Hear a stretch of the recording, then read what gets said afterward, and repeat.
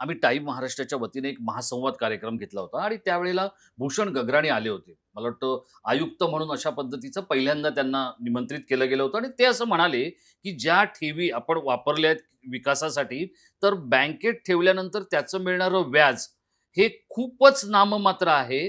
आता भूषण गगराणी हे किती अभ्यासू आणि ज्येष्ठ आहेत हे मी आपल्याला सांगण्याची गरज नाही. पण मग जे एका सनदी अधिकाऱ्याला कळतं, ते एका पक्षप्रमुखाला का कळत नाही असं मला नाही, माझा कारण भाबडा प्रश्न आहे. विचारच करायचा नाही. मुळात प्रश्न इथे आहे. माझं काहीतरी या शहराशी देणं लागतंय. मला झपाटून काम केलं पाहिजे. ही भावनाच त्या नेतृत्वाकडे नाहीये. बरं, हे टीकेसाठी नाही बोलतो आम्ही. तुम्ही सांगा मला, मी अशी असंख्य उदाहरण देतो. का पंपिंग स्टेशन झाले नाही हो? वर्षानुवर्ष, बरं 26 जुलै 1000 लोक बाधित झाले, मृत्युमुखी पडले, पीडित झाले. ब्रिमस्टोवरचा रिपोर्ट 90च्या दशकातला.